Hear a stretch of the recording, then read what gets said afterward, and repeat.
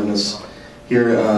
My name is Paul Garner. I'm the organizing coordinator for a group called Homeless Organizing for Power and Equality, or HOPE, at the Mid-South Peace and Justice Center.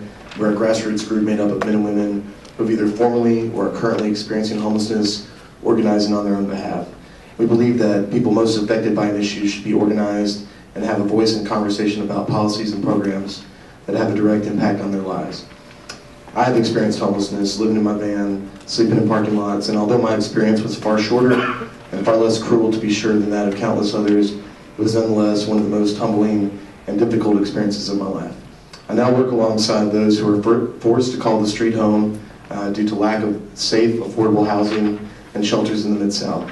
These individuals are disproportionately vulnerable to violent crime, preventable illness, extreme weather, and a host of other hardships that most of us can't even imagine. For instance, we know that 92% of women experiencing homelessness have experienced severe physical and or sexual violence at some point in their lives.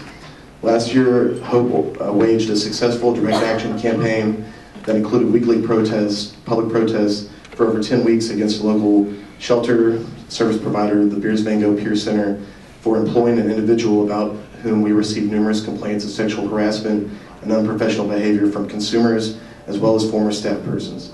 After prolonged public pressure and yet another complaint of sexual harassment, he was finally terminated. But we know that this is just one example of a much larger problem, and like you just heard, more often than not, these things go unreported.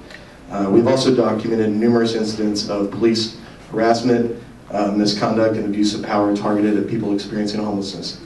In addition to the sweeps that we hear about every year and other forms of harassment in parks and charges like criminal trespassing and small quality of life crimes.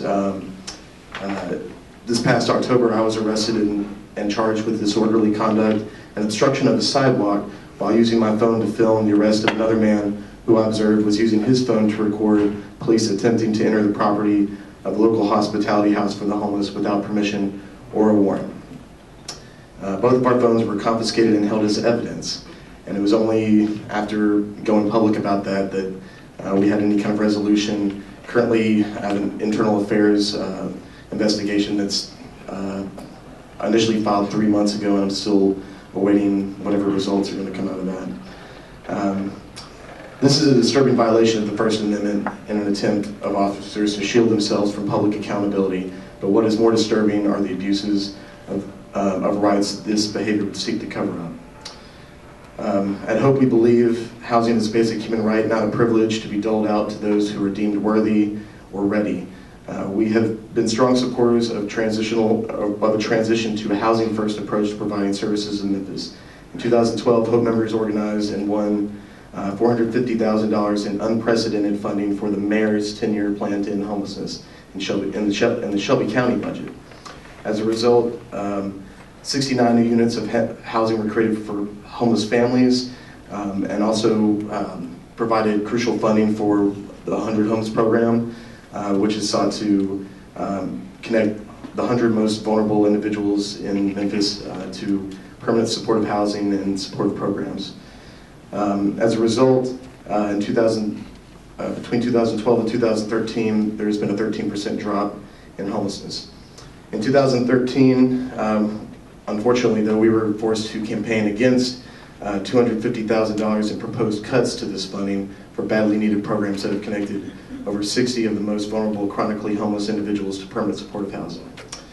So we need more of what's working, not less. And I'm glad to see our Shelby County government and elected leaders beginning to take steps in the right direction, and hope our city mayor and members of city council will realize the importance of prioritizing the needs of our city's most vulnerable and neglected and support funding for the plan to end homelessness. Until then, there will continue to be an unnecessary high number of people experiencing homelessness on the streets of Memphis where they are susceptible to these and other violations of their civil and human rights. Good morning. My name is Marian Bacon, and I work for the Memphis Center for Independent Living. I'm going to share a couple of stories that are very personal. And if I start crying because they are personal, and I normally don't share personal stories, but I think the Tennessee Human Rights Commission needs to hear some personal stories from persons who are with disabilities. I'm a person who has experienced homelessness and a person who has lived on the streets of Memphis. I lived on the streets of Memphis working a full-time job for 5 years, and not even my boss knew that I was homeless for 5 years working at the Center for Independent Living. I was ashamed to tell Deborah Cunningham that I was homeless for 5 years because of how I became homeless. I became homeless because I trusted my roommates. I trusted my roommates after I had a stroke and they stole my identity. You can have your identity stolen by the people you trust. And so because my identity was stolen, I was ashamed. But because there were a couple of individuals that I trusted on the streets, they protected me. They made sure that none of the other individuals out there on the streets didn't harm me. I'm a survivor of sexual assault. I've been raped on the streets of Memphis. Yes, I'm one of the 15,000 persons that the backlogs have been not tested, the rape kits. And my rights have been violated. The police don't believe persons with disabilities. Yes, I'm a person who has a psychiatric disability, and I'm a stroke survivor, and I have fibromyalgia. I have my good days and my bad days. And I ride the MATA bus and I walk. I try not to show my bad days, but today was one of them days when the buses was not running on time and I'm having to stand outside in 17-degree weather. And the bus driver is 27 minutes late and I'm freezing to death and my left leg's not wanting to move when he's not lowering the bus, and somebody broke my cane last night on the bus, and I'm like, man, I gotta meet Paul in 2 hours. And I gotta go find something to eat because I have nothing in my refrigerator, and I'm trying to be positive. And then I remember, man, I gotta be somewhere, and it's just a trip. But people violate my rights every day. But I don't take care of myself, but I take care of others. I'm trying to learn how to take care of myself, but I take care of others.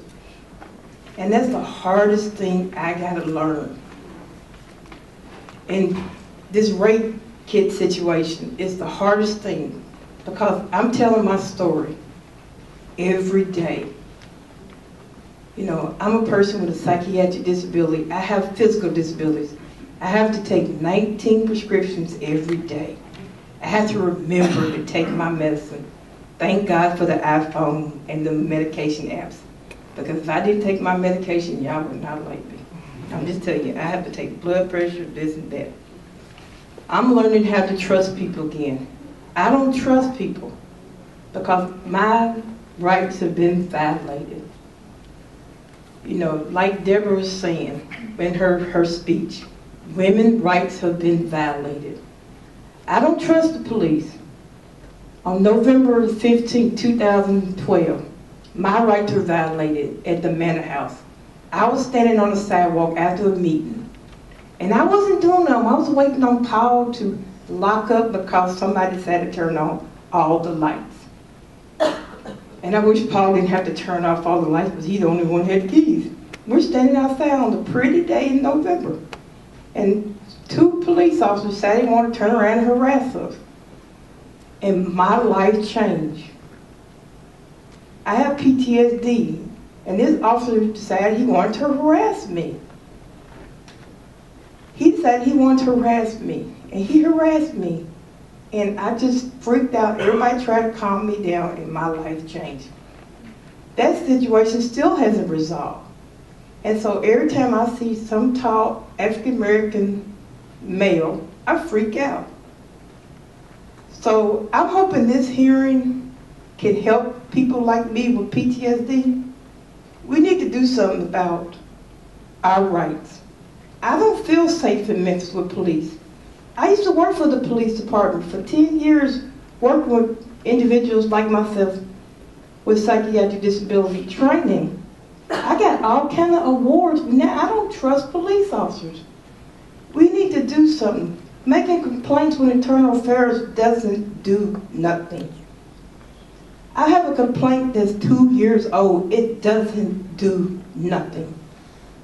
I would like to be able to walk in the city of Memphis without somebody following me.